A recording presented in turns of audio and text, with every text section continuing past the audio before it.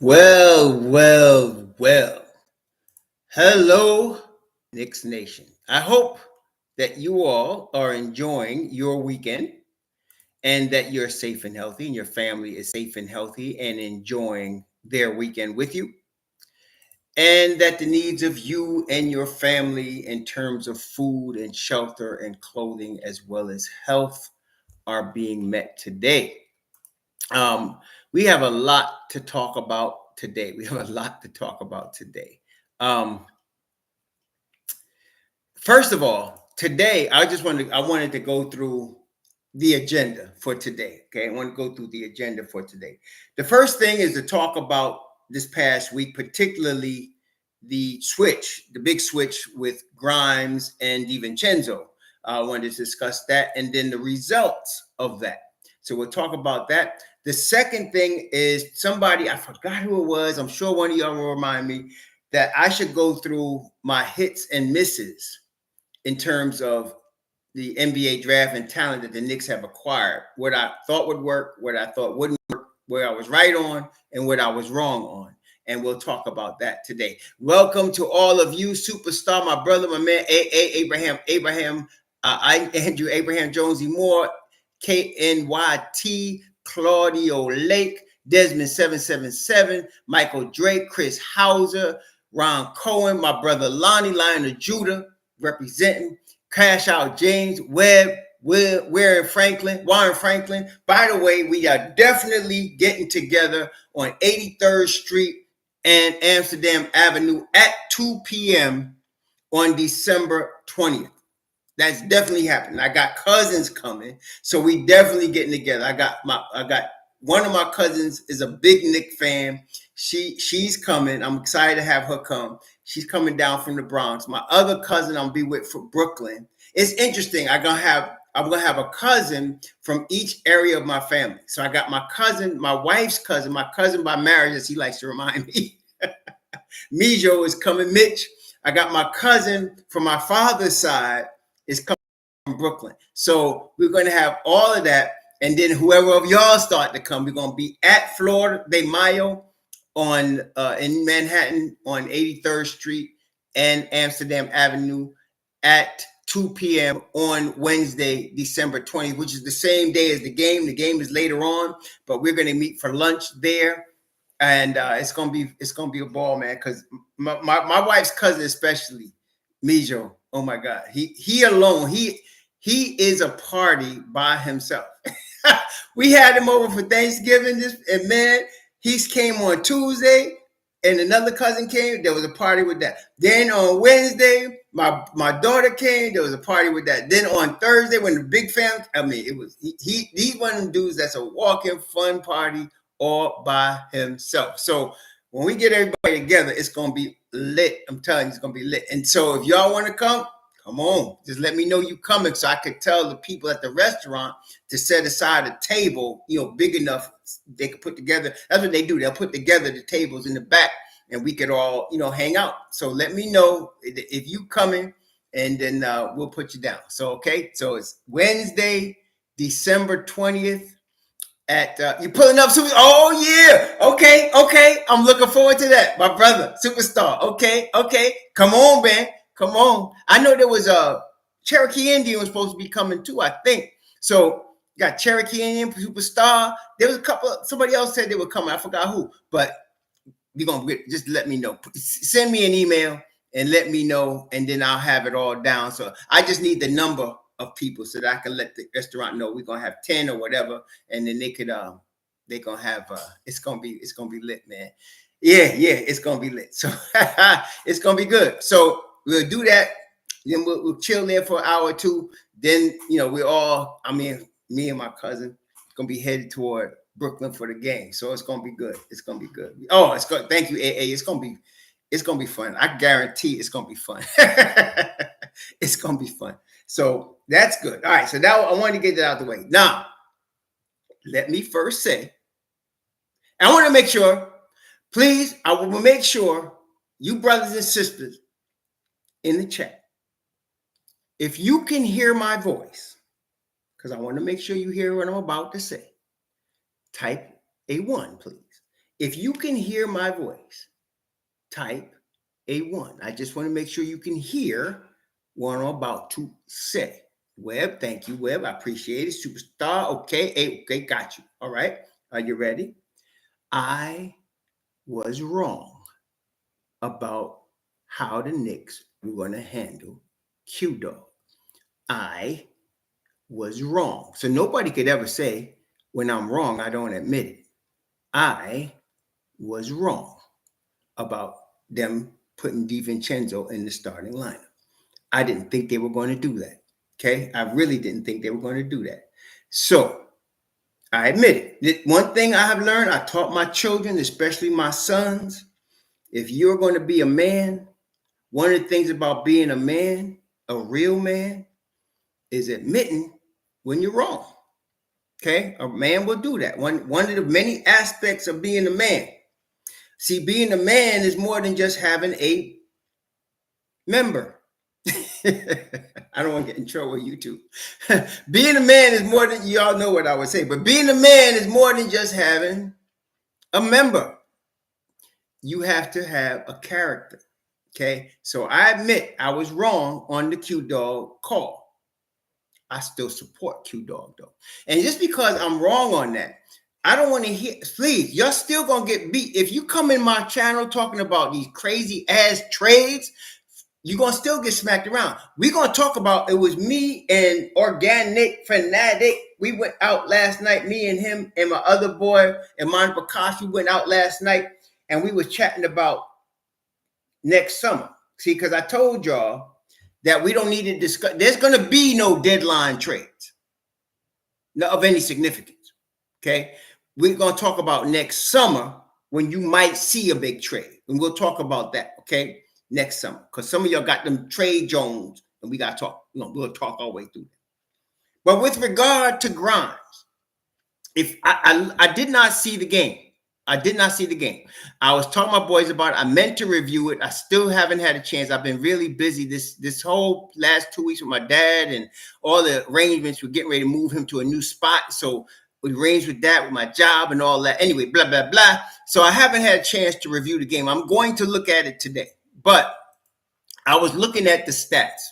Now, these stats are very interesting. And I was talking to Organic Fanatic, my man. Go check out his channel when you get a chance. But I was talking to him, and we were discussing. I told him what the stats were telling me, and then he told me what he saw. Okay, in the game.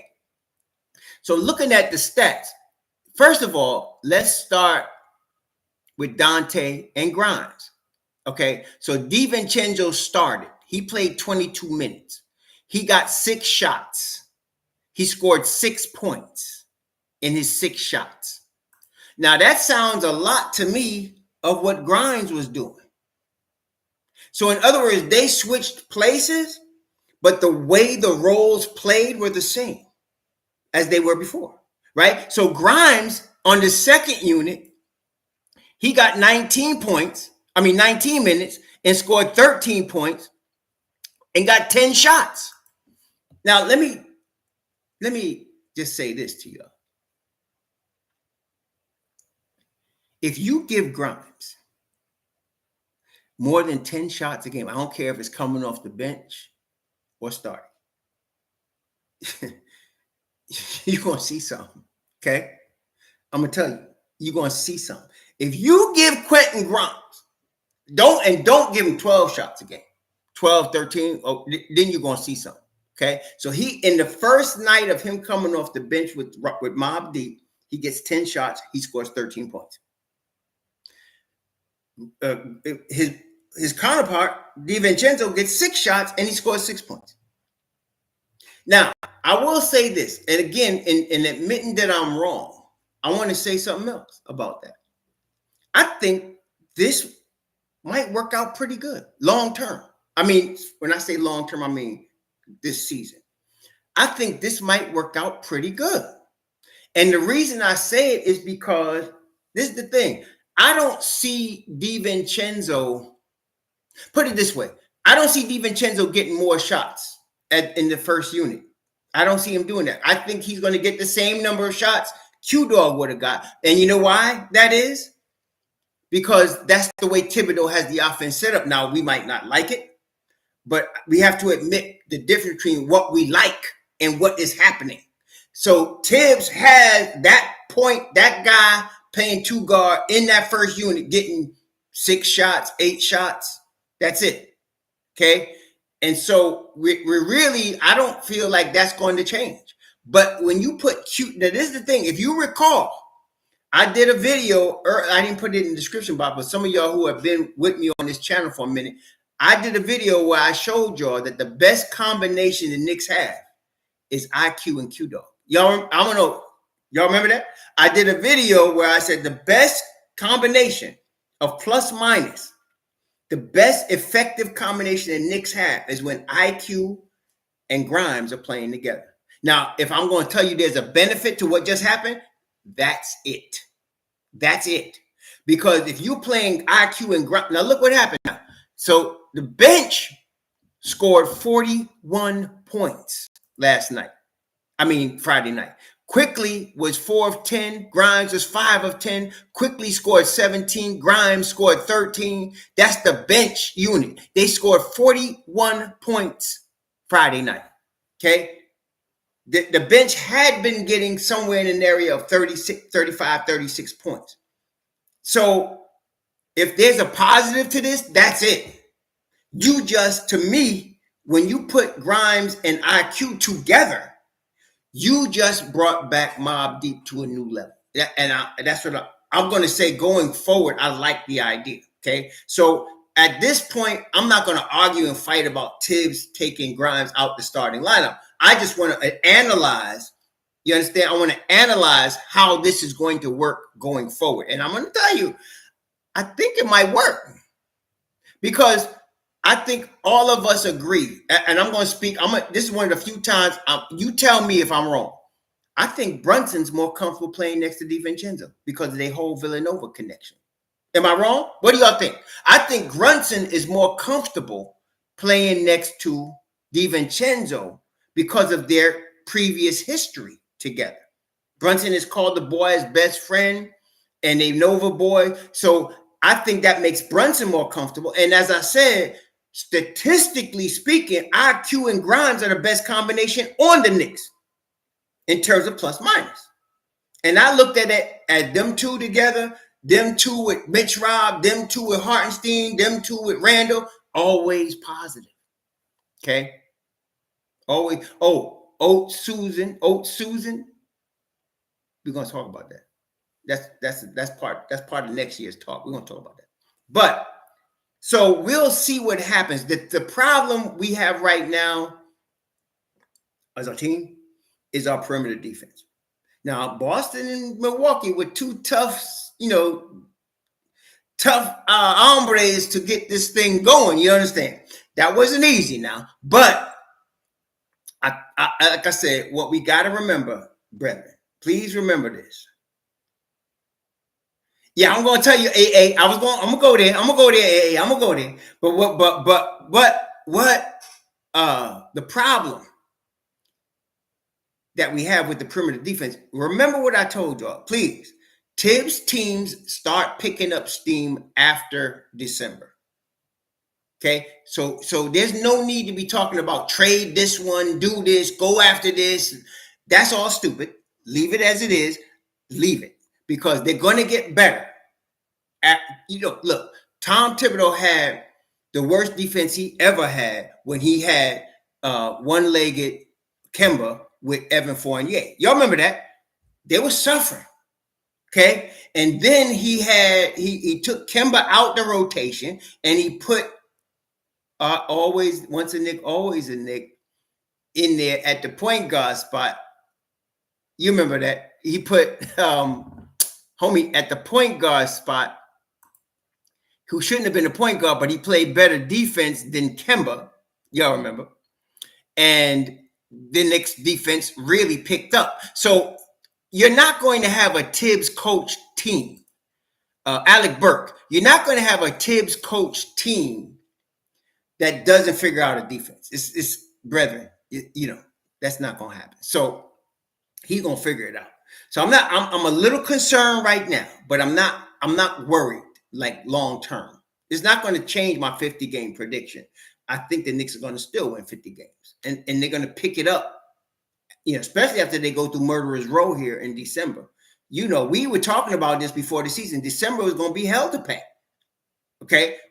December is going to be hell to pay. We know this. So no need to be jumping off bridges because of whatever happens in December. It's going to be tough. They got 9 road games in December, including 2 back-to-backs. So, let's not trip about December. Okay. But I think if they can come through December and still be halfway decent, we'll be better after that. Okay. It'll make them a better team. And I'm hoping that Devo will get more comfortable, which I think is going to happen. The real problem that Devo has to play defense, and he's not as good a defender as Grimes. I'm sorry, he isn't. But he's got to play tougher defense, and I believe Randall's got to get more comfortable with him. Randall was actually comfortable with Grimes. He just wasn't giving him the ball in the right spots. But yeah, I hear you, Guilford, but we got to live with it. It is what it is. So I'm trying to look at it from the positive spin. So on the positive spin, we just took Mobb Deep and make it to a new level. That's what we just did. I like that. And then Brunson is obviously more comfortable with his homie. So I think they'll figure it out. Okay, I think they'll figure it out. You understand? I think they'll figure it out. And so we got to believe they'll figure it out. But now, yes, AA is biting at the bit on this, and I hear you. I'm gonna bring it up. If you look at the plus minus, okay, the starters: Randall minus 18, Mitch Rob minus 19, Brunson minus 21, Devo minus 21, RJ minus 12, all minus. You look at the bench: Hartenstein plus 9, Hart plus 5. Quickly plus 15. Grimes plus 12. Y'all see that? Whole starting 5 minus, whole bench positive. And I mean big positive. Okay? Big positive. So that being the case, I think we're going to be all right. I think we're going to be all right. I think we are. I really do think we're going to be all right. I'm not worried about playoffs. And I'm not changing my 50 game prediction. They still going to win 50 games. I'm not changing because they lost a game or lost 2 games. I told y'all before the season, teams go through losing streaks. And if you look at the Knicks record, look at the Knicks record now. Let me pull up. Watch this. Look at the Knicks record. If you're looking at the Knicks record this season, what you're going to see is you see loss, win, loss, win. This is how they started. Loss, win, loss, win, loss, loss. That's how they started. Okay. Then you see 3 wins and a loss. 3 wins and a loss. Win, loss, 3 wins and another loss. So they've been pushing, with them 3 game winning streaks. Okay. They've been pushing with them 3 game winning streaks. So they're going to break out. This is not even, they ain't hit stride yet.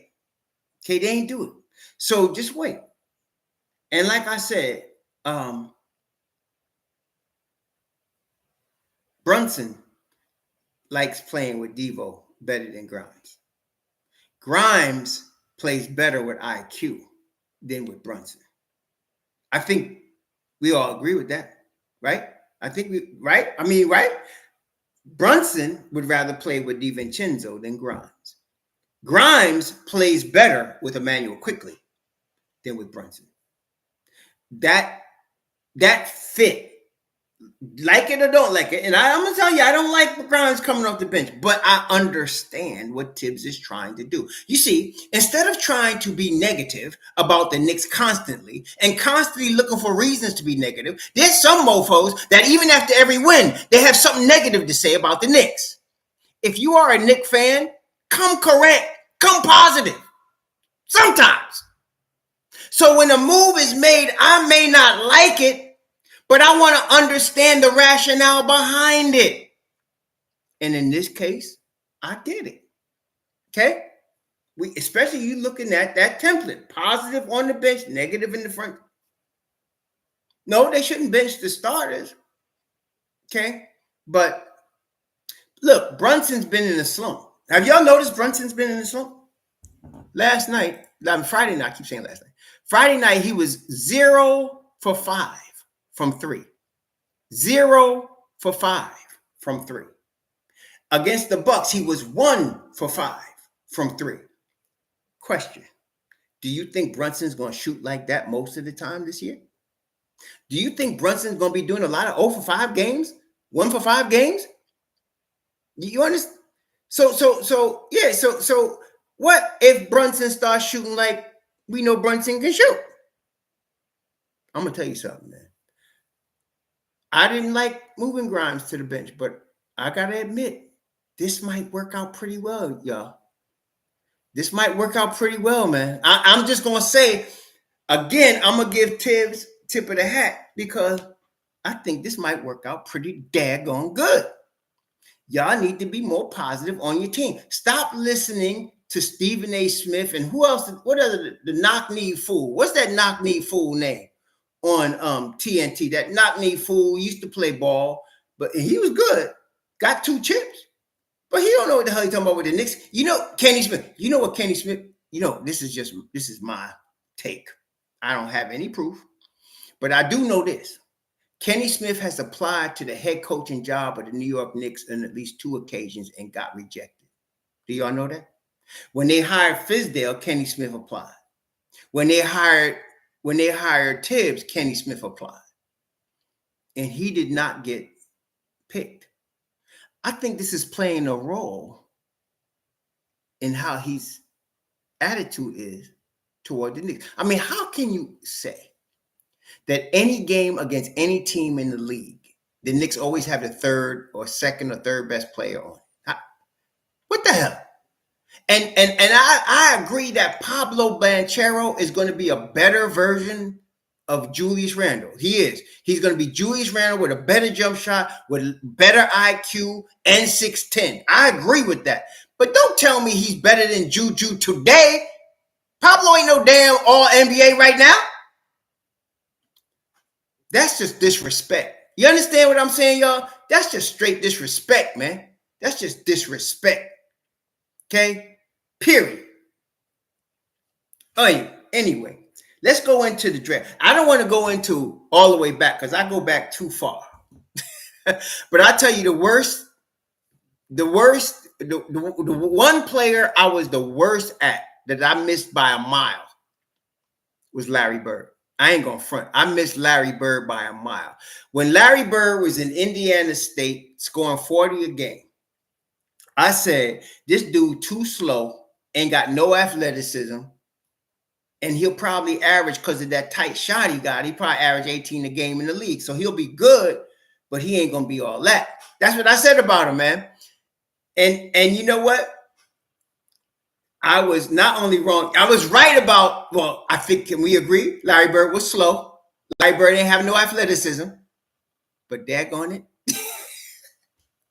he's definitely the best white boy to ever play NBA basketball. There is no quite, in my mind, I don't care who you name. Ain't no white boy, except now you're talking about the Joker. That's the first dude that's come along that's like, I could say, okay, you got another one now. There's been a lot of good white boys. There's been a lot of good white boys, but I missed on Larry Bird. I did. That was my biggest miss, Larry Bird. Now, I'm also going to say this. I usually don't miss. I'm usually pretty good at this daggone thing, picking the talent. I'm pretty good at it. But I do miss, okay? I do miss. There's no doubt about it. So, but I don't want to go back that far. I can go all the way back to Larry Bird and talk about games and misses all the way up.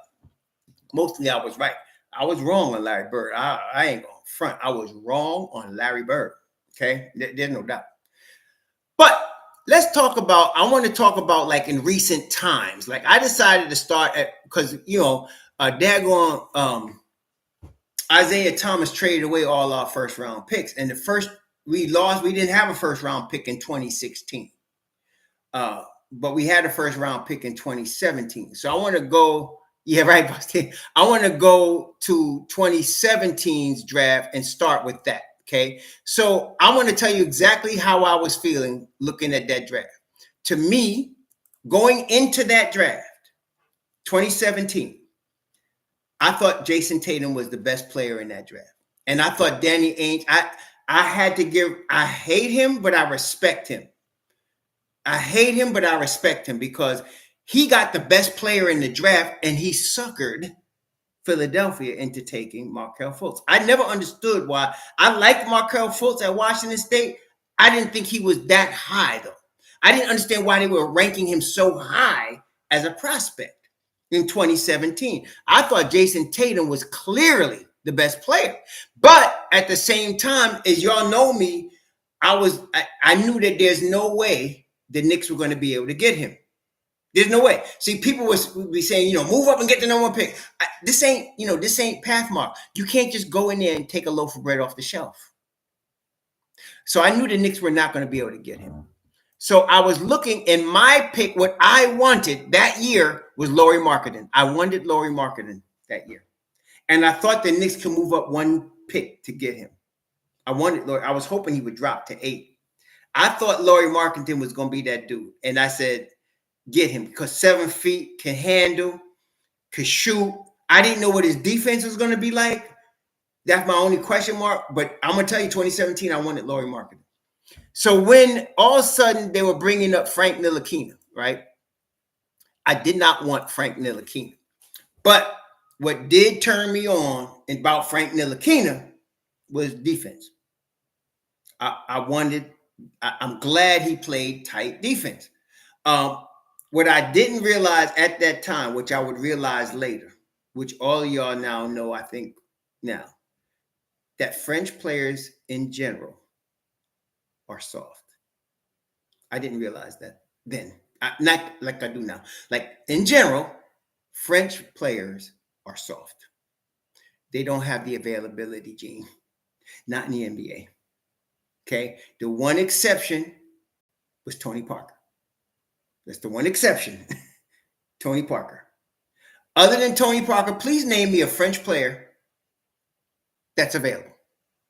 Because I was very excited about Frank's defense. I had never seen a guy at that young age always in the right position on defense. I was really excited about that. I actually wanted Lauri Markkanen, and if they were going to get a guard, I definitely wanted. I did not want Dennis Smith either. Actually, I didn't like Indy. I didn't even like Donovan Mitchell. I was wrong about him. I didn't like Donovan Mitchell. I thought he was too short. I didn't think he was all that. I wasn't really into Donovan Mitchell that year. In fact, honestly, I didn't like this draft at all. To be honest with you, I like Bam Adebayo. Malik Monk, I didn't like him that high either. I liked Lauri Markkanen. I liked Jonathan Isaac. I like Darren Fox. I like Jason Tatum. I wasn't high on anybody else in this draft, to be quite honest with you. I wasn't high with anybody else on this draft. I didn't even like OG Anunoby that much because he didn't show me a lot at Indiana to show me he could be a good pro. So I guess I was wrong about him too. But actually, 2017, I didn't like a lot of them guys. I like Lauri Markkanen. And I like guys ahead of him. I like Jason Tatum. I didn't think anybody else was going to be all that, actually, in 2017. So when we got Frank, I was like, well, at least he plays defense. Because the Knicks, if y'all remember, some of y'all would, the Knicks have had a problem on defense at the point of attack for a long time. Y'all know that, right? Some of y'all been around a minute. The Knicks have had a problem. I mean, I was tired of Jose Calderon's type guys that could not guard their shadow. And then you'd have journeyman point guards come in and toast our guys because we never had point of attack defense.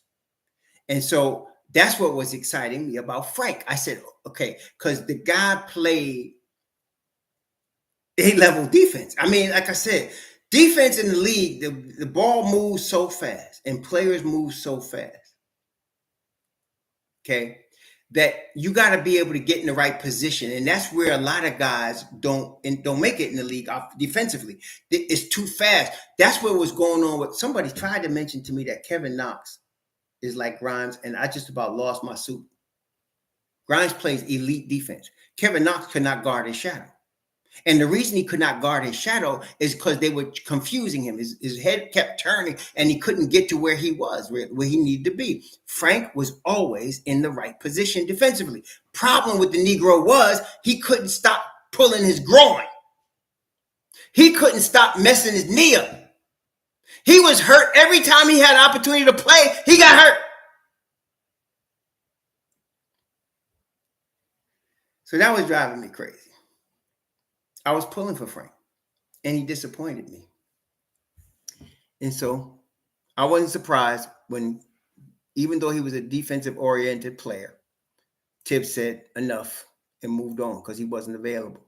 2018, I thought Luka Doncic was head and shoulders the best player in that draft. There was just, I don't understand. I still don't understand. How did he not get picked? I heard, when they were talking about DeAndre Ayton, I know he was a big player, but to me, there is no way. Luka Doncic was the best player. Listen, Luka was the best player in Europe when he was 15. And so I was following him for a minute because a lot of the players were coming back from Europe talking about this kid, Luka Doncic. And I said, who is this guy? And when I saw it, the first time I saw him play was in a World Cup. And I think he played against KP. And he was head and shoulders. He was only like 16. And he was like a man. And everybody else was a boy. So I was like, Luka is the guy. But again, I knew he was the best player in that draft. I didn't think Marvin Bagley was all that. I really didn't. And I was like, I don't understand why everybody's so high on that guy. So I was like, Luka's the best player. But there would be no way that he was going to get past Dallas at 3. I mean, I knew that. I also liked Wendell Carter from Duke. But the big bust was Kevin Knox. I mean, some of y'all wanted Shai Gilgeous-Alexander. I wanted either Bridges boy. Give me the wife beater, which we didn't know he was a wife beater then. I would have taken him, or McCall. Either one. Either Bridges, we couldn't lose. To me. Either Bridges. I was like, take one of them. Some people were saying Shai Gilgeous. I was like, okay, I don't mind him either at the time. I didn't know he was going to be this good. But Kevin Knox, and based on a workout, David Fizdale decided to go crazy on him? No. Dirk Nowitzki was Hall of Fame. It's Hall of Fame. He's great, but he ain't no Larry Bird, bro. I'm sorry. No. He ain't no Larry Bird, bro. You gotta. I don't know what era you come from, my brother Michael, but you gotta have seen Larry Bird. No, no. That boy was bad. Okay. And the Joker, I love Dirk Nowitzki, but the Joker, he's the next one. The Joker is up there, man. But for 2018, I would have taken McCall or Miles and like I remember a lot of people were yelling about SGA. And I looked at him and I said, yeah, all right, he's from Kentucky, plays point guard, big point guard, plays defense. Okay. But Kevin Knox, I saw Kevin Knox at Kentucky. I just didn't see it. I was like, he needs at least 2 more years under Calipari. That's the way I thought about it. I think he's too young, too gangly. I can't see it. He needs at least 2 more years. And they drafted him. Bad move. I thought it was a bad move at the time. I don't like yelling in public about stuff like that. But yeah, man, I was very hurt by that one.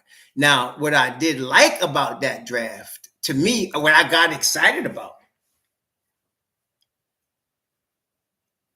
was Mitchell Robinson. See, to me, talent-wise, Mitch Rob was top 5 in that draft. And for the Knicks to get him in the 2nd round, woo, I was very excited about that one. I was not excited about Kevin Knox, but I was very excited about Mitchell Robinson. I was calling Mitchell Robinson a championship piece from his rookie year, and I still think he is. I was calling that from then. I said, you got this guy in the 2nd round? I was calling that from then. So to me, I would have taken any of the Bridges, any one of them, either McCall or the other one. I would have taken either one. And if they want to say Gilgeous, I wouldn't mind that either. I was really into that. But Kevin Knox, I was like, what the hell? And that was based on Fizdale, y'all. That was Fizdale. See, y'all complaining about Thibs. You don't remember Fizdale. Okay? You can't. Because if you remember Fizdale, and you remember Jeff Hornacek, you wouldn't be complaining about Tom Thibodeau. You just wouldn't. Do you remember these guys?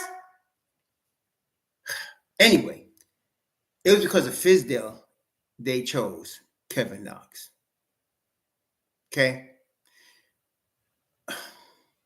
And I was trying to pull for him because you know what? I was trying to pull for him because, look, y'all, when a guy's wearing orange and blue, you got to pull for him, right?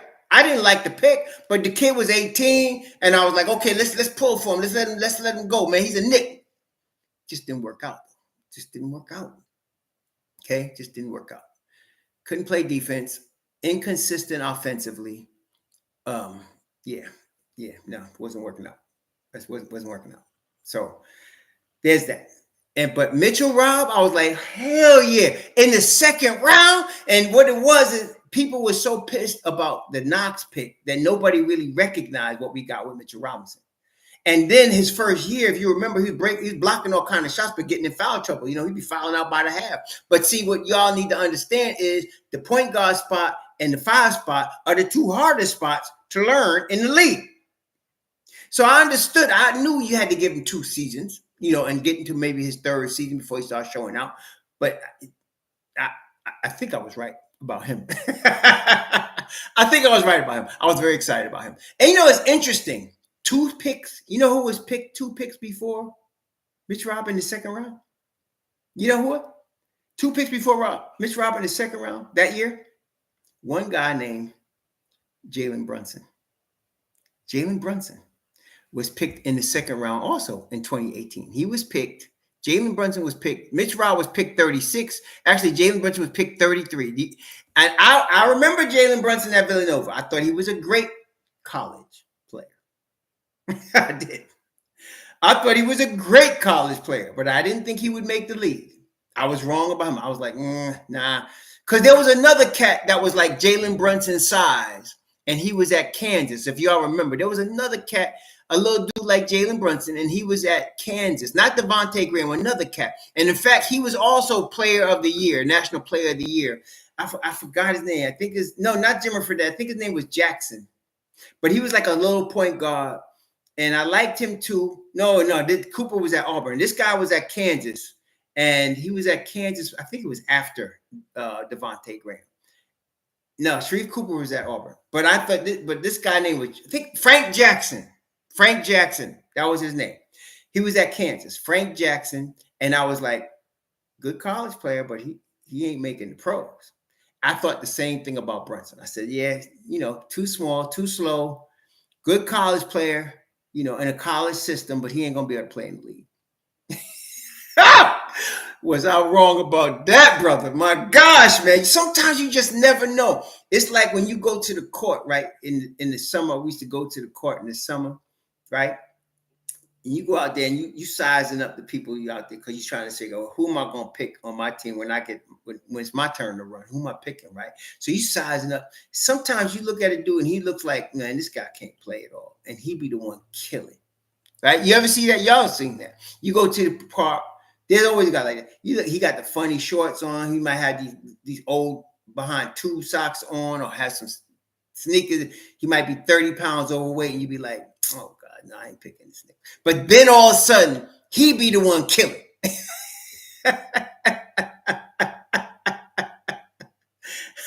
That was Jalen Brunson, man. If you even look at him now, just look at the way he walks, the way he runs. You like, this guy ain't no NBA player, right? This guy, you know, and I know. he's problems, man. So he was there that draft. I was picking Mitch Robb. I was glad they did because they was shining on Mitch Robb because of he pulled out of Memphis, pulled out of Western Kentucky, said, I ain't going this year. I ain't going to play. And everybody was like, well, and I was wondering, is he attitude problem? What's the problem? Why? I couldn't figure it out and I couldn't find nothing, just that he wanted to work out for the pros, which I had no problem with. He was there to get into the league. But I thought he was at McDonald's High School All-American. I think he was like top 5 in the country that year. And I thought he was going to be top 5 in that draft. I was surprised he fell to the second round. And I was glad the Knicks got him. So I was right about Mitchell Robinson. I was wrong about Brunson. I was right about Kevin Knox. I was right about the Bridges boys as well, because Both of them, even though the wife beater is a wife beater, I wouldn't want it on my team. I got a problem with that. I got a problem with a man beating up a woman. I'm sorry. I don't care. I got a problem with a man beating up a woman. I'm not with that. There's two things you can lose me on. That's one of them. Beating up a woman and molesting a child. If you do either of those things, you have lost me for life. I don't care how great you are at your athletic endeavors. Get lost. I don't want you. Okay. So he lost me. Miles lost me. Period. End of story. Bye-bye. Lost me. Okay. You can't be beating up no little woman. What's wrong with you? You know what I mean? So no. But Mitch Rob, yeah, man. It's Rob. Yeah, definitely. Okay, I was glad I was right on him. Okay. All right. So now we go to 2019. 2019, the next year. 2019. Now, I knew we wasn't going to get Zion. I understood about I actually thought Ja Morant was the best player in that draft. He came number 2. I knew we had no chance of getting him. And I knew we were going to end up with RJ Barrett or Cam Reddish. And it seemed like Barrett was the more sure bet, even though I still thought Cam Reddish was going to be the better pro. I liked Cam. I liked RJ. I thought RJ had his limitations. No right hand, bully balling in college, wasn't going to get away with that in the league. I thought that there was other players the Knicks could have traded down and got. I liked Tyler Hero out of Kentucky. I liked Matisse Thibs' defense out of Washington. I liked both of those guys that year. I like those guys. Those are the two guys I really like. I like Tyler Hero. I like Matisse Thibs that year. Rui Hachimura, I was kind of heavy on, not too heavy on. But those are the guys I really liked coming out. Ja, I thought was the best player in that draft. I thought Zion was going to have problems because of his weight. And RJ was not going to be able to bully ball everybody like he did in college. Well, I was wrong about RJ. I was right about Zion. And I think I was right about Ja. I was wrong about RJ because RJ came into the league at age 19, bully balling, grown behind men. So it took me about 10 games into his rookie year to realize we really do have Jimmy Butler 2.0 in the future. Yeah, I thought so, and I still think so. Okay, John Mark, thanks for the $5. Talk a bit about upcoming draft if you can. Okay, we're working through it. We're working through it. Actually, I haven't looked real hard at the upcoming draft yet. I haven't, because I don't think the Knicks are going to pick anybody in this draft. So that's why I'm not really looking. But I liked Hero that year. I liked Tybalt because of Tybalt's defense. Tybalt was a tremendous defender, and in fact, I think he's been all NBA defense already in his career right now. So I liked Tybalt's defense. I liked Hero because that boy could shoot the lights out at Kentucky. I like both of them, and we ended up with RJ, which it was a logical pick. Unless they were going to trade down, that was a logical pick, and they were picking him. If you recall, RJ made it known even before the Duke season ended that he wanted to play for the Knicks. If you all recall, remember they asked Zion after he played in the Garden in a college game, what if you think about coming to the Knicks? And Zion says, RJ, you want to play for the Knicks? Remember that? Y'all remember that? He said, RJ, you want to play for the Knicks? And RJ said, yeah. And then if you remember, when he got drafted that night, he said, I'm a Knick. I mean, I had never seen the kid so excited to come to New York. You know, Malik Monk actually wore orange and blue thinking the Knicks were going to draft him in his year, but they didn't. But they, RJ wanted to come to New York. So that's it was a logical pick. I just was surprised when he was bully balling grown men. To me, once he was able to do that, I knew the other parts of his game could be developed. How much, I wasn't sure. I felt like he would be a better three-point shooter than Jimmy Butler. He was 3 years younger than Butler when Butler came in the league. And I thought in 3 years, this guy's going to be pretty good. But he was taking his time, taking that next step, as we know. But he has come there. I really am satisfied with that. So I was right about RJ. I was right about Ja. I think Ja was the best player in that draft. Those are the guys I really was looking at. I like Matisse Thybult's defense, and I think I was right about that. He's still a defensive ace. I think he's playing for Portland now. He's still a defensive ace. I like Tyler Hero, and I think I was right about that, even though Tyler Hero wouldn't be the availability guy that Thibs would like. Thibs would love Matisse Thybulle, but I don't think he would like hero because he was not available. He's always hurt. But that was 2019. In the second round that year, I don't think the Knicks had Iggy. We got Iggy Brazdeikis. He was a long shot. We was all pulling for Iggy, right? We was all pulling for him. I was pulling for him for sure.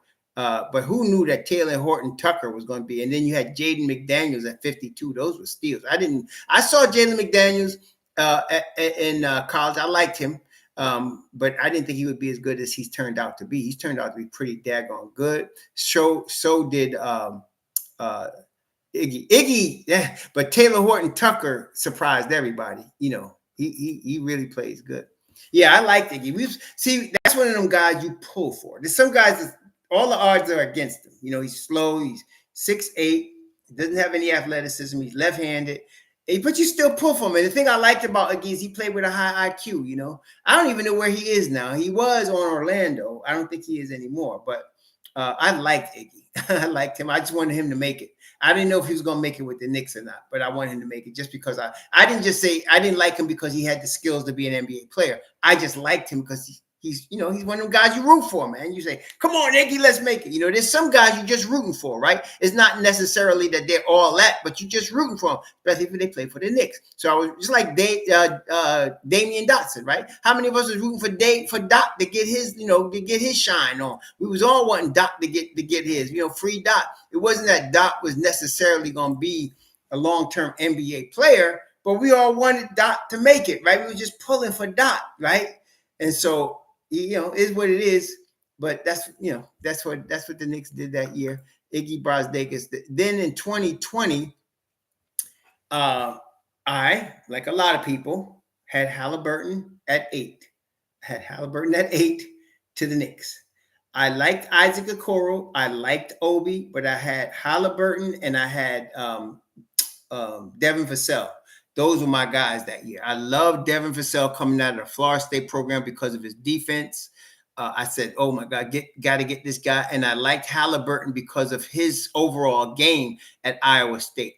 Anthony Edwards, to me, was the obvious top pick with LaMelo Ball. I liked Pat Will. I was very high on Patrick Williams, but I thought he got drafted too high. I was really shocked when he went fourth. I was really shocked when Pat Will went fourth. I didn't think he was the 4th overall pick. I thought 8 might have been good for him, but I was big wrong on. I was completely off on Deni Avdija. I was completely off on him. A lot of people was like, we got to draft Deni Avdija. I said, hell no. First of all, I'm honest. White boys from Europe, you got to really blow me away. I'm just going to be honest with you. White boys from Europe, you got to blow me away. If you don't blow me away, I'm going to say nah, period. Okay. Luka, I knew he was going to be good. I was really high on him. I was actually high on KP also. I said, okay, I like KP also. But I did not like Avdija. I said, he's not going to get his shot off in the league. He's not going to be able to play no defense in the league. He's going to be too slow. They're going to kill this kid, man. So when Washington drafted him, I said, okay, get him out of my face, man. I don't want to see him. Boy, Deni Avdija can ball. Now, I wouldn't say he's an all-star, but he is definitely a better than average NBA player, right? I think, right? Can y'all agree? Avdija can play defense. Avdija can shoot. Avdija got the IQ. I was wrong. The Avdija can ball, okay? I wouldn't have picked him. Like I said, you got to be a white boy from Europe has got to blow me away for me to even notice you. Like I said, I like Luka. I like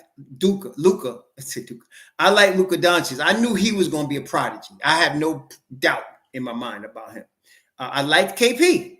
Actually, I was early on the KP bandwagon before the Knicks even drafted him. Based on it was a guy that used to write. I forgot his name. It was a heavyset black dude mentioned this kid, Porzingis, and I said, who? And I started looking at him, and I said, oh, he's skinny. I knew that, the health, the light and the buttonness was going to hurt him, but the skill level for that guy at 7'3", I was like, I like him. So I was glad the Knicks got him. In fact, I was telling everybody the day before the draft, the Knicks going to pick Kristaps Porzingis. Forget. And people kept asking me, who? And I said, yeah, they're going to pick this kid, Kristaps Porzingis. I was managing the bank, and I was telling everybody that came in, the Knicks going to pick Kristaps Porzingis. And they did. But I was wrong on Abdiva. I was totally off on Abdiva. I didn't think he would make the league. I said, this guy's going to be in the G League before we know it. No way. No way. No way. So I was glad that they picked Obi. I mean, I understood our boy, the Don, was very excited about Obi. I was not excited about Quickly. I liked Quickly, but to me, Tyrese Maxey was the next guy. There was a lot of good talent in that draft. I like Bane. If y'all recall, I was very high on Desmond Bane. I wanted to get Desmond Bane. My next guy was Maxey. My next guy was actually Malachi Flynn. And then I was thinking about maybe Quickly. And I like Pritchard. But I wanted Maxey and Desmond Bane. That's who I wanted. If y'all remember, I was very high on Desmond Bane. And I was even shocked that he went 30th. I thought he was going to go higher. So I thought Maxey was the better player between him and Quickly. Maxey, as you can see, is a really good deckhand player. And as you can see, Desmond Bane could ball. And I knew coming out of TCU, I was watching his highlights. I saw Vinnie Johnson. I don't know if y'all remember Vinnie Johnson, but I saw a better version of Vinnie Johnson. I said, this guy, muscular like Vinnie Johnson was. They used to call Vinnie Johnson microwave.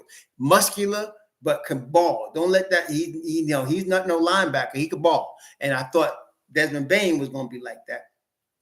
And he was. Now he is, okay? But I really liked Halliburton and Devin Vassell. I was really high on both of those guys. Either one of them I'd have been happy with, honestly. Looking back, we can now see, even though Devin Vassell is a really good player, I mean, he really is. And he's going to be better. I think he's going to get even better. He's playing the defense I thought he would play, and his offense is coming along very well. He just got $146 million with San Antonio. But Halliburton has become that dude. We missed that one. Halliburton has become that dude. And I think really that was a Leon Rose thing. Because if you remember how excited Rose was the night of the draft, he was jumping up and down with his hands in the air when he drafted Obi.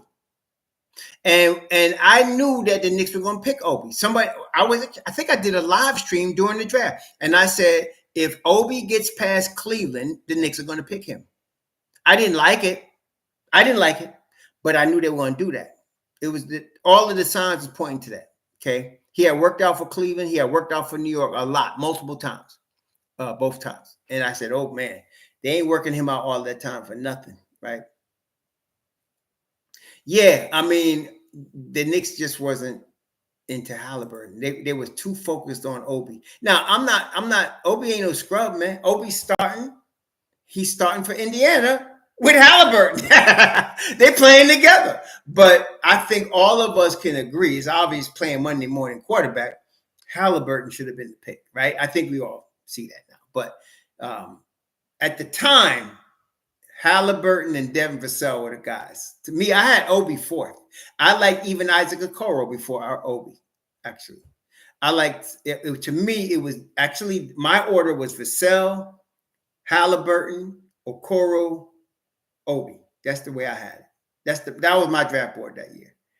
That's the way I had it. I had Vassell actually before even, and I knew I'd love to have gotten Anthony Edwards. I wasn't as high on LaMelo because I thought he was too much of a injury risk. I love Onyeka Okongwu also, but I didn't think I was still. I liked Onyeka Okongwu. He was the best big man in that draft to me. He was better than Wiseman. I didn't understand why they had Wiseman so high, except on potential. But anyway, I wanted Onyeka. I liked Onyeka, but my draft board was Vassell, Halliburton, Okoro, and Obi. That's what that. Yeah. And so, hey, that's what happened. They drafted Obi. Okay, it is what it is. I'm not crying about it. Obi's a homie, so I'm still down with Obi. I'm still watching Obi do his thing. So I was right about Desmond Bane. I'll say I was wrong about Malachi Flynn. I really liked Malachi Flynn. I was right about Maxey. I loved Maxey coming out of college. I also really did not like RJ Hampton. And I was right. Some people was tripping. We should have got RJ Hampton. I said, no, I don't think this guy's an NBA player. I liked Precious Achura, though. I liked him. I love Sadiq Bey. I liked him. Alexis Pokuševski, I liked him, but he was too light in the butt. I had already been bitten by the KP experience, and I wasn't feeling him. I liked Isaiah Stewart. I kind of like Cole Anthony, but I didn't want to draft him. I like Aaron Neesmith. My man from Nick of Time loved Kyra Lewis. I thought he was okay, but I wasn't that high on him. I didn't think he should have gone that high. And yeah, so I was mostly right in that draft as far as, except for Denny Avdiva. That was the really glaring one that I was wrong on. That was the glaring one. Now, 2021. 2021, I was right about 2021. Now, I wanted Scotty Barnes. That was to me, Scotty Barnes was the best player in that draft. Him and Cade Cunningham. I thought both of them. But as it got closer to the draft, I realized we had no chance at either of them. Okay, we were just not going to give. Some people be demanding the Knicks like give away the whole world to trade up. They don't do that, and I'm glad they don't. But as much as I liked Scotty Barnes as the best player in that draft, and I thought Cade Cunningham was right there, I knew we had no shot at getting either. We weren't going to get either because the teams that were drafting them were not going to give up those picks. Okay. I knew that Detroit was going to pick Cade and Scotty Barnes was going somewhere top 5. I knew he was. I love Jalen Suggs coming out of Gonzaga. I thought Jalen Suggs was going to be the second coming of Jason Tate. Jason. What is the kid's name, man? Jason. Who am I talking about? Kidd, right? J. Kidd. I thought Suggs was the second coming of J. Kidd. I doubted it for a minute, but I still think he is. I still think he's the second coming of J. Kidd. I like Jalen Suggs a lot, but again, he was another guy I didn't give us any chance of getting. I was completely wrong about Franz Wagner. I was completely wrong about him. I thought he would be a solid pro. I didn't say he was going to be a superstar. I thought his real draft status would have been outside the lottery, though.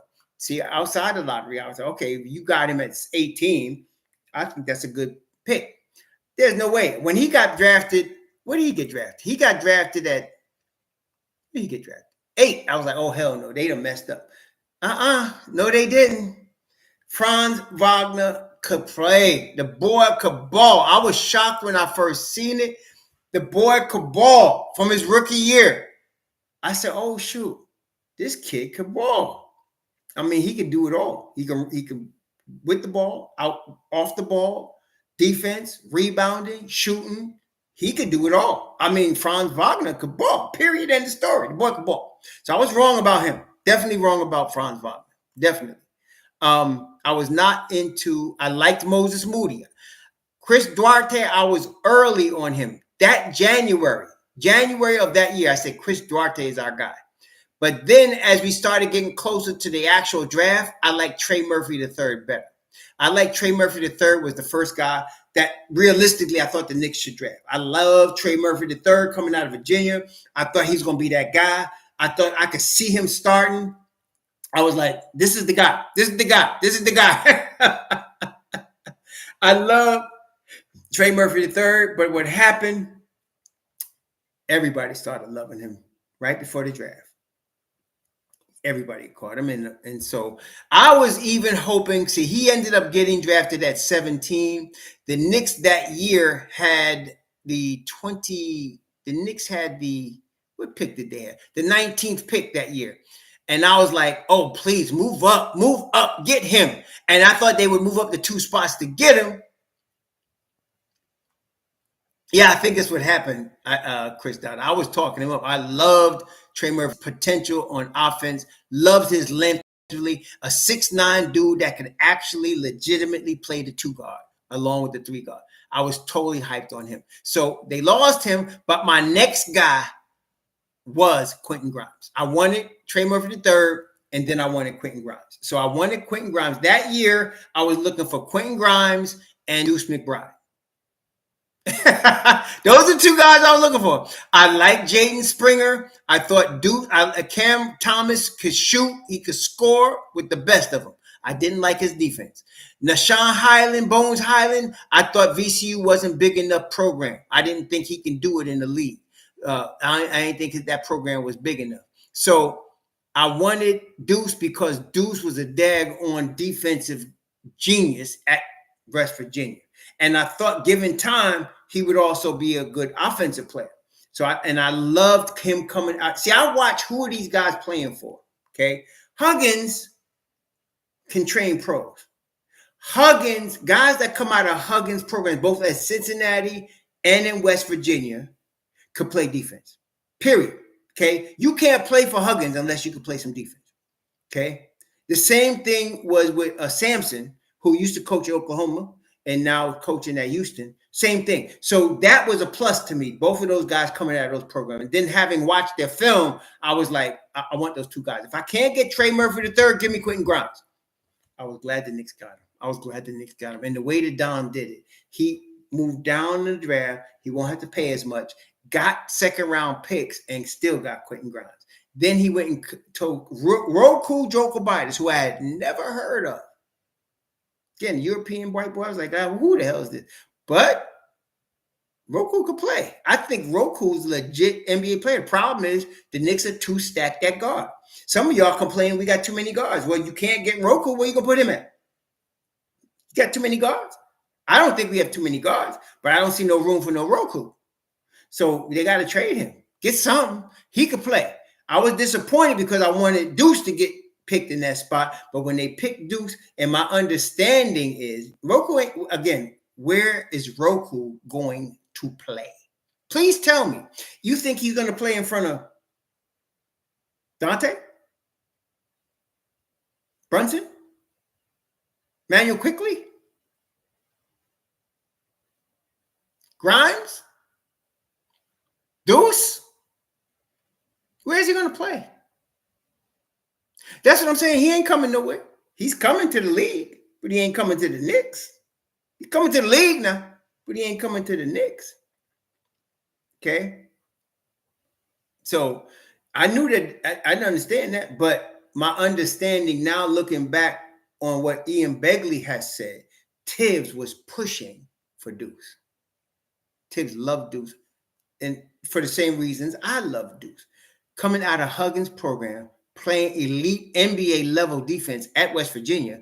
And I thought that his shot could come along. And in which we did see in both the Summer League and the G League, he needs touches. He needs to have the ball in his hand. And if he is, he's going to be good. Now, Deuce may not get the chance with the Knicks. He may not. We're going to talk about that as we talk about next summer. But he's going to play good for somebody. I'll tell you that right now. He's an NBA player, and he can play at a high level on both ends of the floor. And I'm not worried about Deuce McBride, except I hope somehow he can play for the Knicks. I'm thinking if IQ leaves, and we're going to talk about that in a second, he would play for the Knicks. Okay? Now, that was 2021. Yeah, I did like I got both the guys I was high on that year. I like Ayu Dosunmu, but I wanted Deuce. Herb Jones, I actually liked him. I didn't think he was going to get picked because he was 23 years old. And he ended up becoming a day one starter player. He could play, man.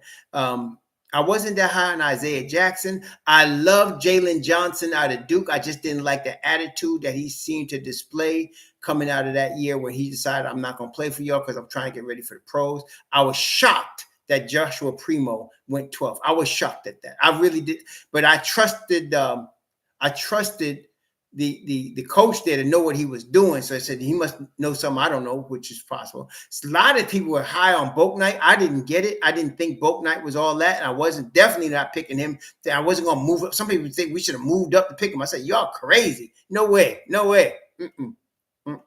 I wasn't that high on Josh Giddey because I didn't think he could play any defense. And I didn't think he can actually get away with being so slow offensively, but and he turned out to prove me wrong. The boy could play. Josh Giddey could play. Okay. Yeah, I thought Jalen Johnson was talent-wise top 10, but there was some attitude issues I wasn't sure about, and so I didn't know how that was going to play out. But Jalen Johnson, talent-wise, I thought he was top 10 in that draft. I thought he was, and as you can see, he still hasn't even scratched his potential. In my view, he hasn't scratched his potential yet. I think Jalen Johnson's going to be that dude eventually. He just needs the time. So that draft went pretty much as we expected. Then 2022, I thought Paolo Banchero was the best player in that draft. and they got him at number 1. I thought he was the best player in that draft. I like Shaden Sharp, but I didn't like him that year. I thought he should have waited another year, and he's going to need a couple years to develop, which I think I was right. Somebody talked me into Sohan. I was not high on Sohan, and somebody look at him again, and eventually I did, and I was like, you know what? I do like Sohan. I like Sohan. I didn't like Johnny Davis. I didn't think he was an NBA player, so I wasn't thinking about him in that draft. So yeah, that's what I was looking at in that draft, and the Knicks didn't really pick anybody. I loved my top player aside from Paolo, though, was Benedict Mathurin. I loved Benedict Mathurin in that draft. I wanted Benedict Mathurin, and I also liked Ochai Agbaji, who's now playing for Utah. I loved him coming out of Kansas. Both of them, NBA level players in college. I thought so. Okay, I liked him. Tari Eason, I was very high on Tari. Very high on Tari Eason. I thought he was going to be that dude. I was not high on Sengun. I wasn't. Another European, Turkish dude. I was like, all he got, to me, he's a small, he was coming out. I think it was a smaller version of Ja, whatever his name is, that blew out, Ja something. I thought he was a better version, a smaller version than Ja. And I was like, this guy ain't going to work out. But Sengun proved me wrong. That boy could play a little bit, Sengun. He's playing in Houston. But I really loved Agbaji. I thought we could get him in the middle of the first round. I love Sohan. I didn't like Johnny Davis. I didn't think he was a pro. I love Benedict Mathurin. I thought Jaden Ivey was a pro, and there was a chance we'd get him. But the best player in that draft to me was Paolo Banchero, really closely followed by Jabari Smith. I thought Chet Holmgren was too light in the behind and that he wasn't going to make it. To me, I'm not saying he proved me wrong yet because we got to see. He did miss all last season, so we still got to see. Some people were high on Ousmane Dieng, and I didn't understand it. I didn't see him as an NBA player at all. I didn't know Jalen Williams was going to be that good, but I wasn't thinking we was drafting him anyway. But Ochai Agbaji out of Kansas, I really liked him. Really liked Tari Eason out of LSU. I actually liked Dalen Terry, but I thought he was second rounder. Malachi Branham, he was all right. I didn't want to draft him. Most of the rest of these guys, I wasn't really high on any of them. Ty, people was tripping about Ty that year. I didn't understand all the hype. I was like, no. And they didn't draft him, and I was glad about that. This past draft, I knew Victor Wembanyama was going to go first. I thought to Scoot Henderson, to me, though, best player there. Thompson twins, both good. I still like the Thompson twins. I didn't think Jerice Walker was going to be as good as he's been, and he's been pretty good. I love Taylor Hendricks. I liked him. I don't know what happened to him, man. I don't know. Where the hell is Taylor Hendricks? Where is he at? Where did he get? Taylor Hendricks got drafted by who did he get drafted by? The Jazz? Yeah, I think he got drafted by the Jazz. I'm looking at it. He got drafted by the Jazz. I like Grady Dick too. That boy can shoot. Yeah. Grady B. Never mind. And I love the Murray kid because I thought he was going to be like his brother. I love the Murray kid. Jury's still out on him. I like Julian Strother out of Gonzaga. I liked him too. There's a lot of talent in this draft. I liked all of these guys. These guys are pretty daggone good. I didn't know nothing about no Andre Jackson, but he turns out he's a pretty good shooter out of UConn. I didn't think I missed too much on these guys. No, I didn't think I did. I think we did pretty good here. We didn't get involved with this draft, and the reason we didn't is because we didn't need nobody. I don't understand why somebody think we should be drafting kids that would never play. That's what we just had with Obi. We drafted a starter level power forward that was never going to play, not as a starter. So y'all got to understand this. Like some brother just asked me about the coming draft. Where are they going to play? When you have a team that you have picked and developed, there's a point at which your guys are going to be in their mid-20s. They're going from their early 20s, mid-20s, and then late 20s. At that point, only way you would draft somebody is if they bench is stacked now. So where they're going to play. Yeah, and the Don, AA, right? The Don ain't picking somebody to give him first-round money and put him in the G League.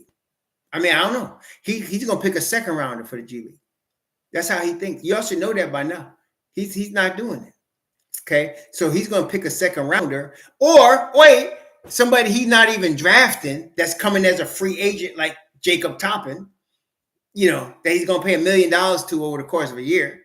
And that's how he's going to do it. He ain't picking nobody in the first round that he's going to stash in the G League. Roku Jokovitis, second round. Okay. He's not going to do it. So now, let's think about this. Last year, trade deadline. What happened? We trade Cam Reddish, right? We get Josh Hart. Now, look, I don't think anybody would describe that trade as a blockbuster. It was a good trade. Correct? Testing 1, 2, 3. Y'all understand that? This wasn't what we would call a blockbuster trade. It was a good trade, though. A really good trade for the Knicks. And Tom Thibodeau's first year, he gets Derrick Rose from Detroit. Not a blockbuster, second round pick, but a good trade, right? That was a good trade. A good trade. Okay. So the Knicks are not going to make any blockbuster trades at the trade deadline. In fact, most teams do not. The only way you make a blockbuster trade is if somebody was trying to force their way out, like Carmelo Anthony did, force his way out of Denver. Because the Knicks could have waited till the summer for Carmelo, but Carmelo was threatening to go to Brooklyn if the Knicks didn't trade for him. And then Dolan got involved and forced the deal, which he shouldn't have. But that's a rarity. It's not something you get done at the trade deadline. So anybody mentioning or talking about Emmanuel Quickly being traded at the trade deadline has no idea what they're talking about, number one. And number two is trying to induce you to click. Do you understand that? They're trying to induce you to click. That's all that's going on there. Because Emmanuel Quickly is not going anywhere at the trade deadline. Okay? Not happening. Okay? Anybody that keeps coming at me with trade deadline deals for some major player, please stop smoking weed. Stop drinking, Wild Irish Rose, and stop it, because it's not going to happen. Okay? Now, let's talk about real. Let's talk about real strategy here. Are y'all ready? So the news media puts out the Knicks. Wait, this is the Knicks failed to sign Emmanuel Quickly for an extension. The Knicks failed. The Knicks didn't offer him a long-term guaranteed contract. Isn't that what we've been reading, right? So first of all, when are y'all going to stop following the negative premise that all of these articles start with? So the article, when you're reading an article and it says the Knicks failed, that's automatically negative on the Knicks. That's going to be a negative Knicks article. The Knicks, we found out the Knicks didn't offer him fully guaranteed deal. Why are we saying that, media? Because we're trying to be negative on Knicks management. So when you understand that, first of all, you should no. Why? The Don, with all the moves he's made, and let me tell you something. He made a mistake not with Kemba, because Kemba was cheap. With Fournier, he made a mistake. I mean, that's, to me, the only mistake he made was Evan Fournier. Kemba wasn't no mistake because he only paid Kemba $8 million. So that wasn't no mistake. And then Thibs removed him before half the season was over. So that wasn't no mistake. That was a failed experiment. But Evan Fournier was a mistake. But when you talk about, acquiring Ed Davis on a Friday, trading him by Sunday, and getting 2 second-round picks for him. When you talk about turning the Knicks number 21 pick into the number 25 pick, adding second-round pick to it, and getting Quentin Grimes, that's more like what we've been seeing from the Dom. When you're talking about signing Donte DiVincenzo to 3 years guaranteed, the 4th year team option, signing Julius Randle to a team option deal, signing, this is what they do, bro. This is what they do. So for us to be shocked that he came at Emmanuel Quickly with a 4th year team option, some of y'all got to be tripping. What do you think he's going to do? You got the track record. Okay, what do you think he's going to do? You got the track record. So he's not going to overpay for anybody. No. And if you keep messing with him, like with Donovan Mitchell, and they keep pushing for more, he's gonna say, I tell you what, bro, forget it. I'm out. That's how he do. You keep pushing. I want more draft picks. I need Grimes along with RJ. Oh, I tell you what, bro. Maybe next time. That's how Don do it. Now, look. I would rather that sit 24/7, 365 than one day of Isaiah Thomas. See, some of y'all don't remember Isaiah Thomas. I do. I'd rather the Don 10 times out of 10 with no exceptions. You understand? Because he ain't going to get fleeced. Even the Evan Fournier contract, when you look at starting two-guard contracts in the NBA, that's not like, it's not like he overpaid by $1 million or, no, that's a standard there. Just that the dude didn't fit Thibs and he didn't fit me either because the Frenchie can't play defense. That was the mistake. And that wasn't horrible. It ain't like it set us back. You want to talk about setback? Let's talk about Joakim Noah.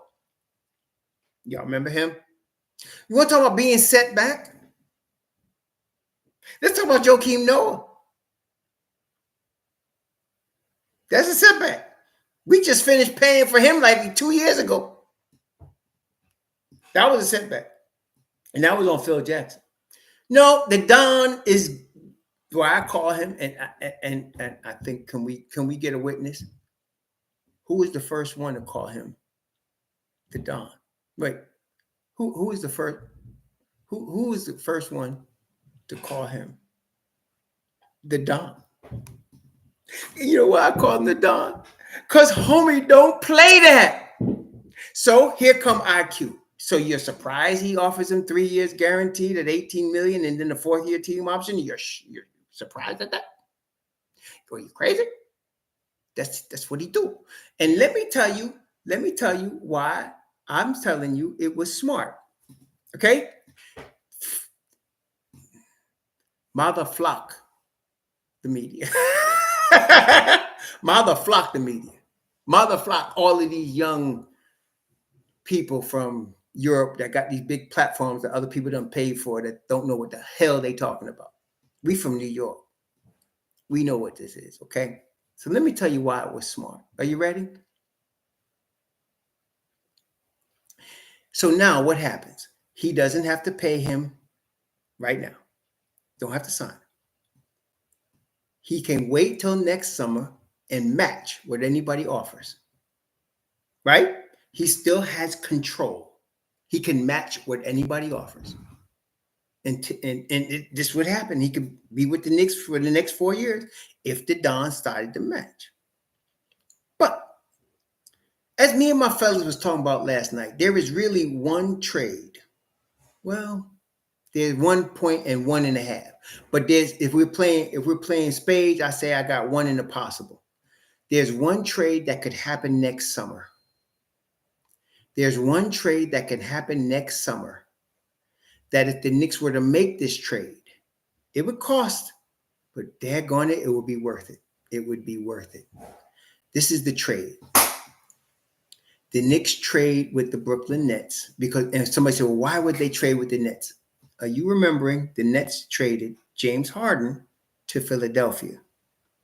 Same division, same conference, right? The Nets traded James Harden to Philly. Okay? They did. So we can't say they won't do it. Y'all understanding me? They just did that. So we can't say they won't do it. Okay? Utah traded who they trade with Minnesota? They traded Gobert to Minnesota. Same conference. So we can't say it won't happen, okay, because they're in the same conference. The Nets already, if the Nets don't make the playoffs this year, okay, they might be looking to rebuild. I didn't realize that Mikal Bridges is 27, going on 28 next year. He's in his prime.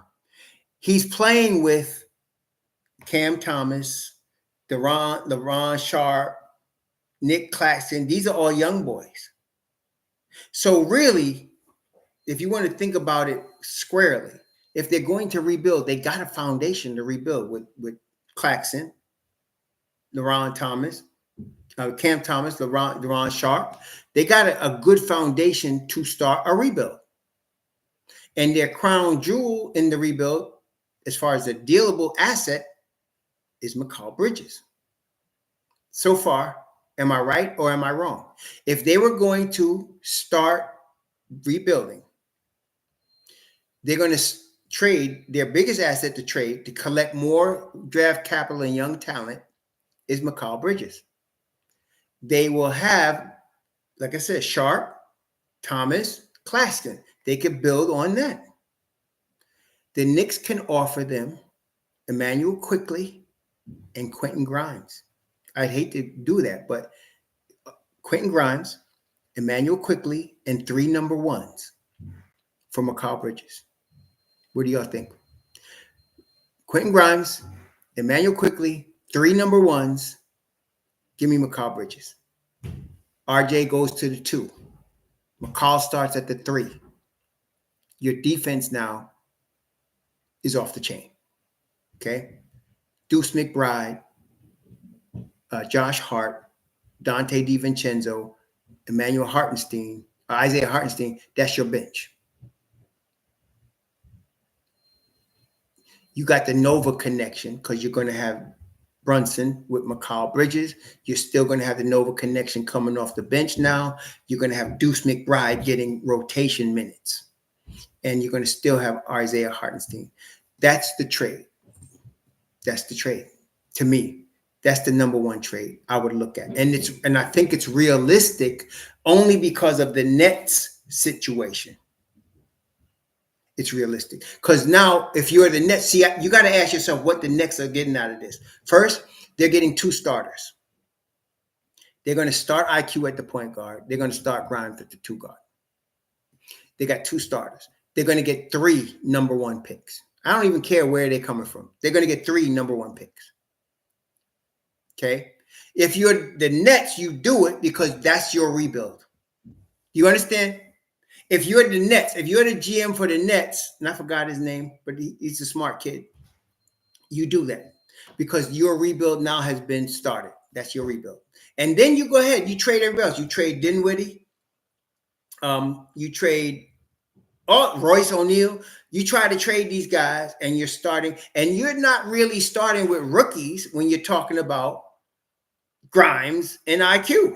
You're starting with 2 dudes that's hungry to prove themselves in the league. And both of them would go off. Okay? That's a realistic trade, and that's what they would do. The Knicks would not trade RJ Barrett to Brooklyn. They would not do it. That's not going to happen. Okay? It's not going to happen. Did you hear Scott Perry? They wanted to get an excuse to move RJ to the 2 guard. They're not trying to trade him. Okay? They want him, Sean Marks. Yeah, I like Sean Marks. He's pretty sharp, man. So I think that would be a trade if that would benefit both teams. That Don would get a guy that would vault his defense to another level. Thibs would love Mikal Bridges. Mikal Bridges is one of the most available players in the NBA. Plays close to 82 games every season. Already been all NBA defense. The Phoenix Suns did not want to part with him, but they were getting Kevin Durant. That's why they did. Okay. So I would do it. I think they might do it. That's one. The second one, 1A, is OG Anunoby. This is the exception to the RJ will not be traded rule. OG Anunoby. So if you're going to trade RJ for OG, you're pretty much clear here because you're starting your rebuild with Scotty Barnes. Okay, you're starting with Scotty Barnes. So you got Scotty Barnes and RJ. That's your nucleus for your rebuild right there. You might want a pick, 2 picks for that. And then you're getting OG Anunoby, who goes right to the 3 spot, starts right away. Done. OG is all NBA defense. He's 6'7", 220, brick house dude. He's a smaller version of Julius Randle. he plays better defense than Jew, and Jew's now playing some defense, but OG's he's been all NBA defense, so he's a better defender. Lose luck, that $5. I can't see the Nets doing that. The Knicks are direct competitors in the same market. You missed the point, Lewis. Look, that is irrelevant here because the Nets would be rebuilding. That's why it's irrelevant. If they're not direct competitors, if one guy is going for the finals and one guy's rebuilding, that's not direct competitors. So no, that's not correct. They would not be limited to do it. And no, if they're rebuilding, they're not keeping Bridges. Bridges may not even want to stay there. He's going in his prime. He wants a chance to win. If the Nets don't make the playoffs this year, they're going to rebuild. And that's what I said in the beginning. If the Nets don't make the playoffs this year, they're going to rebuild. Okay. So if they're going to rebuild, you already got 3 players. Right now, you have 3 players on your squad to start the rebuild with. 3 pretty good players. Matter of fact, let's take a look at it. You got 3 good players to start your rebuild with. You got Nick Claxton, you got Cam Thomas, you got Day'Ron Sharpe. 3 nice young guys that you can start your rebuild with. Okay, because and not only that, you're talking about Nick Claxton is getting he is 24. He's getting almost 10 million this year. You got Cam Johnson. Well, not him. He would be maybe you keep him too, but you got Day'Ron Sharpe, 22 years old, $2 million. You got Cam Thomas, 22 years old, $2 million. This is where you're starting your rebuild. And you add to that 3 number 1 picks and 2 starters in Grimes and RJ. So, I mean, Grimes and IQ, 2 starters. So, yeah, they do that. This is not, they're not direct competitors if they're rebuilding and the Knicks are going all in. These are 2 opposite situations. Okay, so that's why I can see that happening. It's not direct competitors. They're not if they're rebuilding. If the Nets were trying to, go to the conference finals next year, yeah, you're right. They wouldn't do it. If the Nets thinking they might be able to go to the conference finals next year, then yeah, they wouldn't do it. Even if they thought they can go to the second round, they wouldn't do it. They try to get better, right? With adding maybe some veteran talent or something like that, maybe. But I'm saying to you, if they don't make the playoffs this year, they're going to rebuild. And if they rebuild, they're going to rebuild around the young 22 years old, 24-year-old guys. They'd be adding 2 more 23-year-olds plus 3 first-round picks. They would do that. I think they would. Okay. And their biggest jewel in Mikal Bridges, nobody else would fetch that type of return. Can you guys tell me, is there a team in the league that can match the Knicks in that trade? Who would give the Nets a better trade than that? Can you tell me? What team in the league? I'm not saying that has the draft capital. A lot of teams got draft capital. But I'm talking about in terms of 2 starters that are 23 years old and 3 number 1s. Who's going to beat that? And what are they beating it with? That's what I want to know because I don't see anybody out there. Who are they going to beat? Who's going to beat that? I don't see who would do it. Okay, I don't see who would do it. The Knicks have the best position, the draft capital, the young talent. There's nobody in the league that really can match the Knicks and do something like that without hurting themselves. The Knicks would do that and get better, and the Nets would get better. See, it works for both teams. If you're going to be a rebuilding team, that works for both teams. Yeah, I think it is. To me, you're going to get 3 number 1s. You're going to get 2 starters. This is a big deal to get a starter in a trade in the NBA. It's a big deal, okay, to get a starter in the trade. If you can, if you're getting a starter in a trade, you're doing good already. Now, what you're giving up for that starter, the Nets would be getting 2 starters and 3 number 1 picks, starting also with the guys they already got. Okay.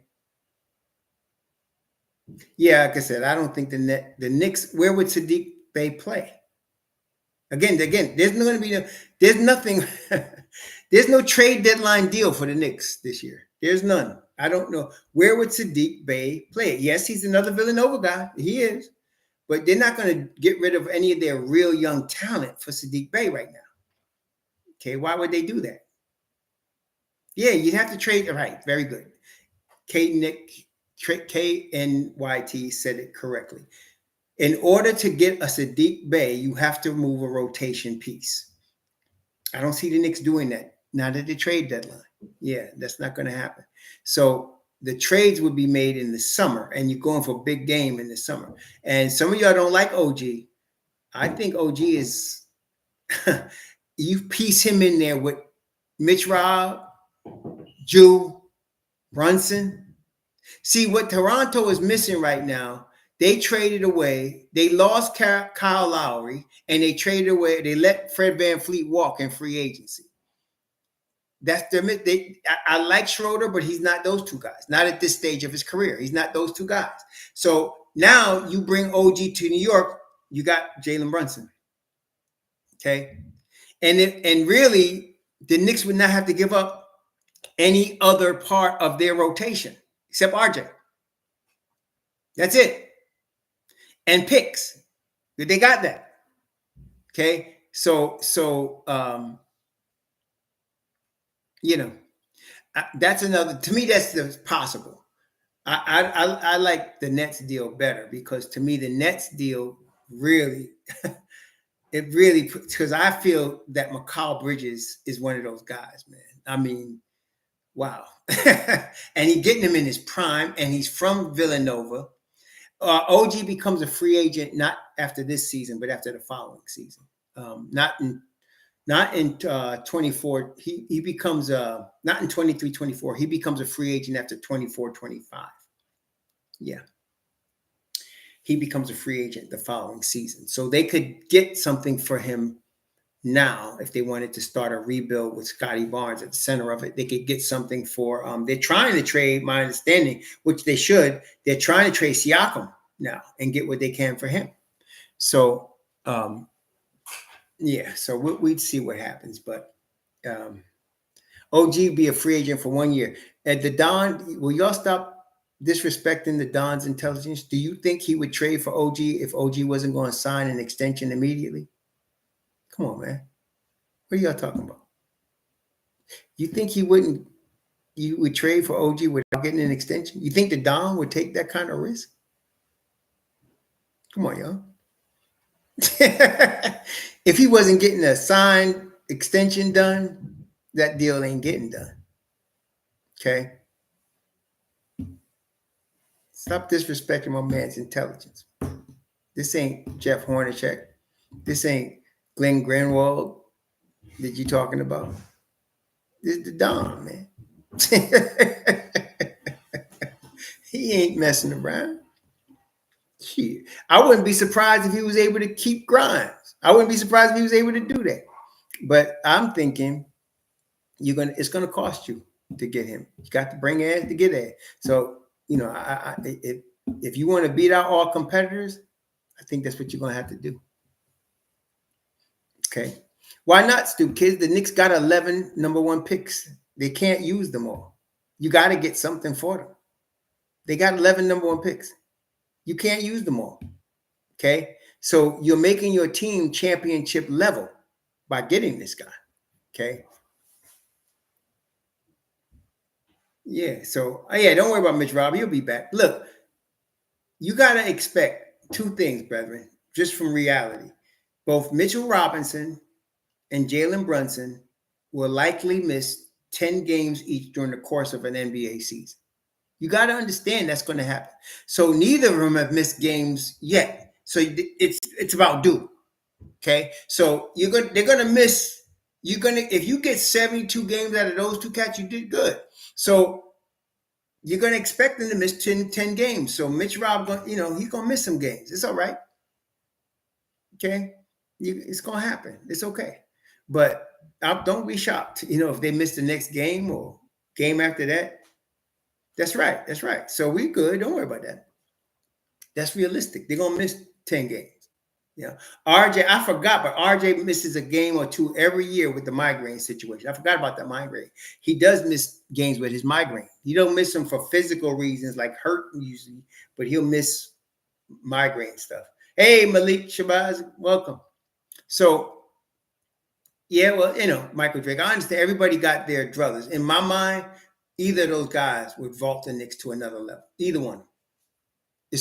And for different reasons. Bridges, because he's clearly, in my mind, the better player, right? He's the better player all around in every way, okay? I like Bridges better than OG and Anunoby. But OG, because he would probably be RJ or maybe a little better because he's a little older, more mature. Not that RJ's immature, but OG's a better shooter and better defensive player. But you're not giving up a lot of other talent to get OG and Anunoby. You're giving up picks. You got picks. Okay, give me OG. You can get RJ and some picks. That's what would happen. Okay, so you're just giving up picks. Okay, give up picks. Okay, and then get him. So to me, if you can get him like that and keep your rotation intact, maybe you give up Deuce. Because Deuce would get some minutes. He's better than Malachi Flynn right now. I'd play Deuce in front of Malachi Flynn. Deuce could probably get some minutes there. Okay, so you go up RJ and Deuce, maybe 2 picks, and you get OG. That can happen. Yeah. Is a player option after the season, Tony Thibs? Is that what it is? So he got a player option for 24-25? Is that what it is? Really? No, I didn't think so. No, I don't know. But that's next summer. But there'll be no trades coming at this deadline. No major trades. You think the Knicks want to part with Isaiah Hartenstein because he's expiring? No. They want to keep him. So he's going to have to be re-signed. Okay. Evan Fournier is the only guy they really want to get rid of. And I don't even know what they're going to get for him. I would try to get second-round picks for him if I can. Get a team that's going to eat his contract, because I don't even want to give up anything. I don't want to give up nothing else but him. He has a player option? Yeah, I think he will, AA. I mean, what's better than what he's got now? He's just made more money with the Knicks than he's made in his life. 2 years, $16 million. The Knicks went higher than the market for him, and they were right. Again, the Don ain't stupid. So they're going to sign this kid. I can see him getting something. They already gave the mid-level exception to DiVincenzo, but I can see them giving him the similar money. Something around 10 to 12 million a year for Hartenstein. Something like 10 probably. Something 10 to 12, something in that range. And they can get that done. I'm not worried about that. That's going to get done. Don ain't stupid. They're keeping him. They went and searched for him. I didn't even think he was on. I didn't even think of him on the radar. And they got him, man. And he was a really good free agent signing, Isaiah Hartenstein. Really good. So I'm loving that move. He chose New York. Yeah, they're good. Good. Let's keep choosing New York. And I think if they, you see him the other night, Isaiah Hartenstein, what do he have? 16 rebounds? Man, he loved playing with Mitch Rob. See, the thing about playing with Mitch Rob, if you're the backup, you're getting minutes. You're going to play. Okay, Mitch Rob gets hurt, you're going to start. Or at least you're going to play, even though I think they'll start Jericho Sims if Mitch Rob gets hurt. But 16 boards, 4 on the offensive end, 2 blocks, 1 turnover. Yep. Diving on the floor for loose balls, hitting your foul shots. What else you want from a backup center? Hey, pay the man.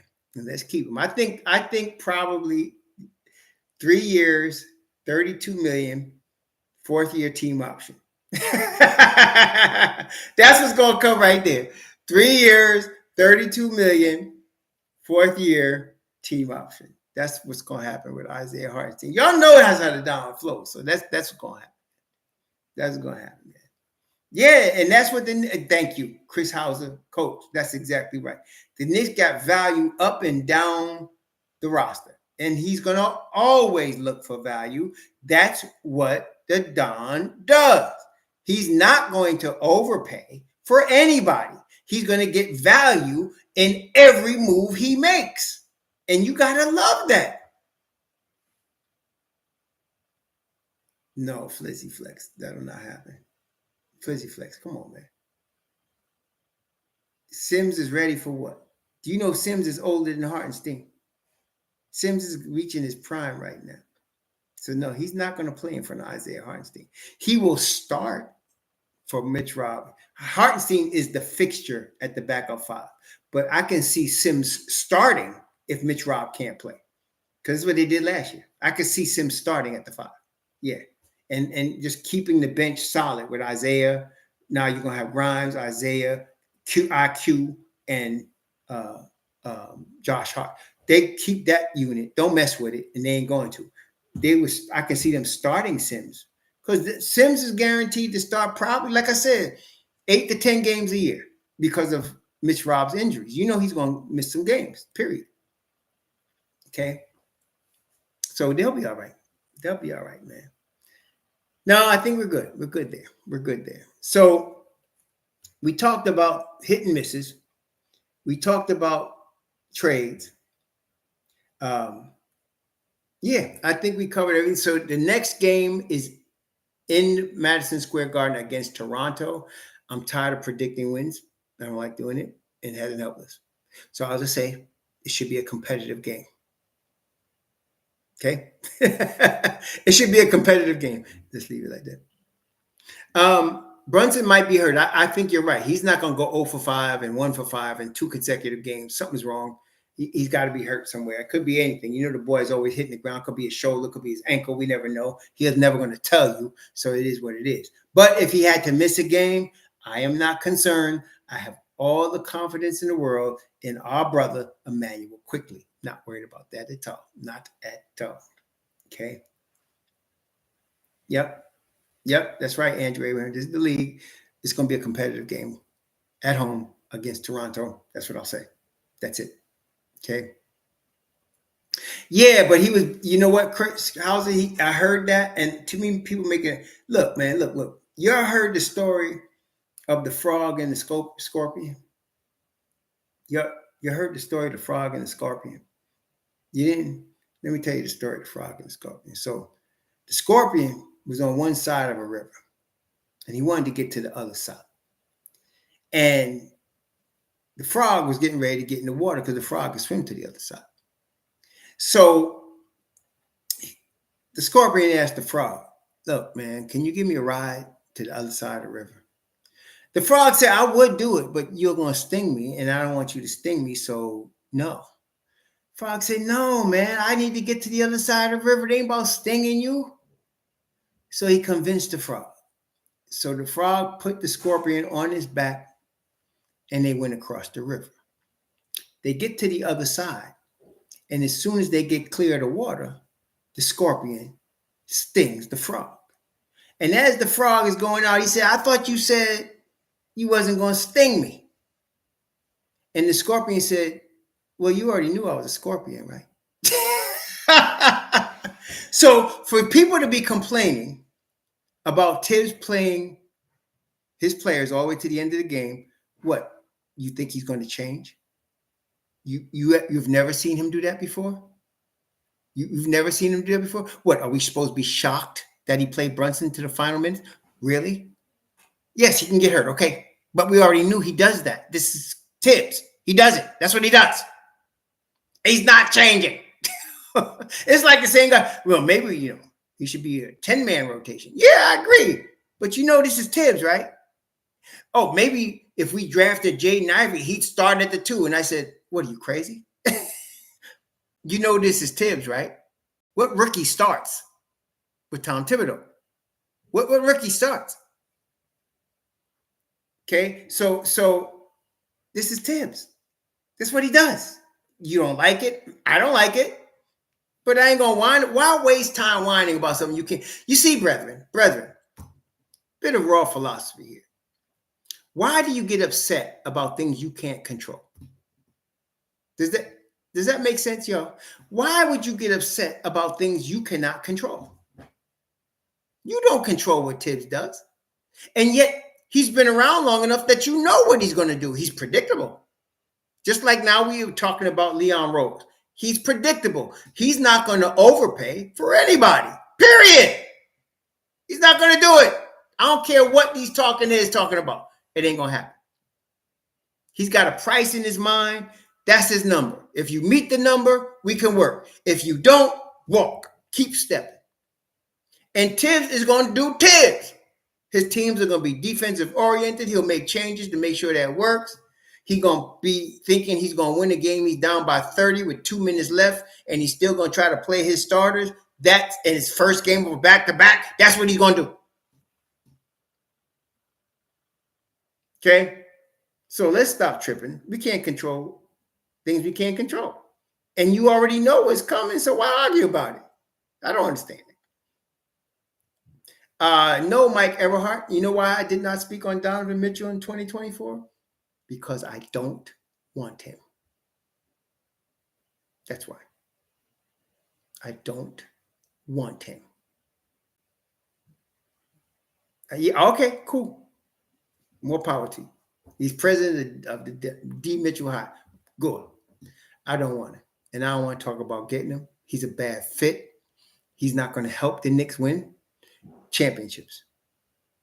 The Knicks beat his team with 2 non-defensive All-NBA players in 5 games. The Knicks beat his team that had 2 All-NBA guards that can't play defense in 5 games. Okay? I don't care. He doesn't play enough defense to help us win a championship or even get to the Eastern Conference Finals. So no. I want players that's going to help us win. I'm not looking at their NBA 2K bubblegum card and say, oh my God, we got to get him. No. Can they help us win? Can they get us to the Eastern Conference Finals? I don't think so. Now, if you didn't have Jalen Brunson, oh yeah, I would be all in on Donovan Mitchell. If you didn't have Jalen Brunson. But you telling me you're going to have 2 6'1" guards that can't play defense and you think you're going to win? Seriously. How far can you go in the playoffs with that? Well, how far did Cleveland go last year? 5 games. No. Yeah, exactly. Hey, that's what I'm saying. So no, I'm not talking about Mitchell because I'm not interested in Mitchell, and I'm hoping the Knicks follow suit. Oh, yeah. Oh wait, Michael Everhart said Thibs will make him better. Oh, so that worked with Evan Fournier? I mean, played for Thibs. Did that work with him? Except you're looking to pay $40 million a year, not 19. You got to give Thibs something to work with. No. Yeah, he's box office. Thanks, Coach House. That's exactly right. He's box office. Yep, so we sell a lot of tickets and lose in the first round. Y'all like that? Not me. Yeah, no, I don't think so. I'm not interested in Donovan Mitchell. I don't care about Donovan Mitchell. I'm not doing a clickbait video about getting Donovan Mitchell. I already done my Donovan Mitchell videos, and I say, nah. If I think Donovan Mitchell would legitimately help the Knicks get to the Eastern Conference Finals, I'd be all in. But I don't think he is. I don't think he's a good fit with this roster. He's not. Matter of fact, I don't see it. That's all I'm saying. I think Mikal Bridges would help the Knicks get to the Eastern Conference Finals. I think OG Anunoby would help the Knicks get to the Eastern Conference Finals. Like I said, for different reasons. Mikal because it's Mikal. But OG because we wouldn't have to give up too much of our rotation pieces to make that work. See? Yeah, so. Yeah, I hear you. So I'm just saying that's what I'm looking at, Michael Everhart. I'm looking at who's going to help us get really to the next level. And obviously, Donovan Mitchell is a tremendous talent. There's no doubt. But I don't think he fits next to Jalen Brunson to get to the Eastern Conference Finals. And that's what we want next. I mean, isn't that what we're talking about, brethren? We're talking about the long-term sustainable winning. And the next step of this iteration for the Knicks is to win the second round. To get out of the first round, win the second round. And then you're talking ECF, right? So whoever you're talking about, just tell me who you giving up and how would that person get us to that next iteration. Don't just say because he's All-NBA, because he's All-NBA last year and they lost in the first round. And Darius Garland is a daggone good point guard. They lost in the first round in 5 games to the Knicks. That's all I'm saying. You know what I mean? So that's you got to think about that. Somebody said, "Well, let's just go get Jeremy Sohan." Oh, that's right. The San Antonio Spurs just hand him over. Golly, man. I mean, some of y'all be tripping me out. Oh, me, for real, for real. Ah. But anyway, we'll exactly.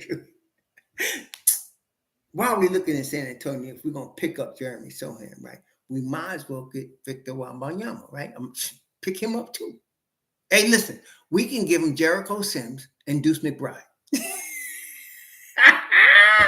And 3 number ones. It's done. Oh my gosh, man.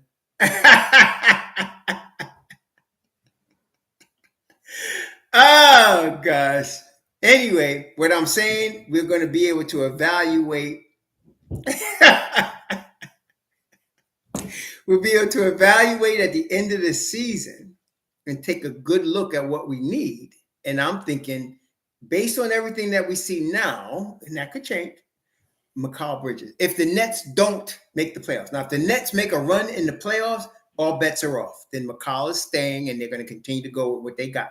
If they do not make the playoffs, like they're not even in the AFC, they're rebuilding, and then Mikal's on the table. We got to look at that. Okay, we got to look at that real close.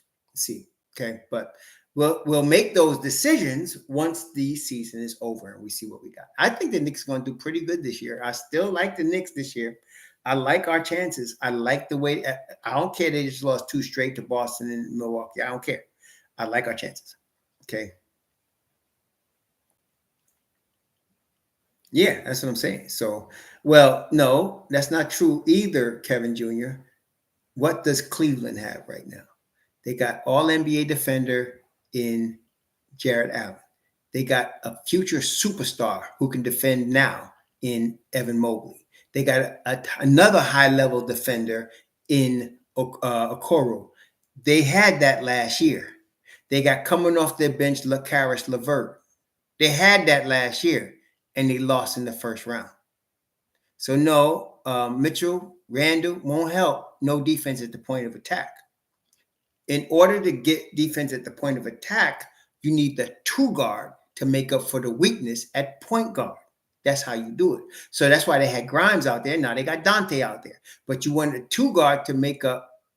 That's right. He lost to the Knicks with Grimes starting last year in 5 games. They lost to the Knicks.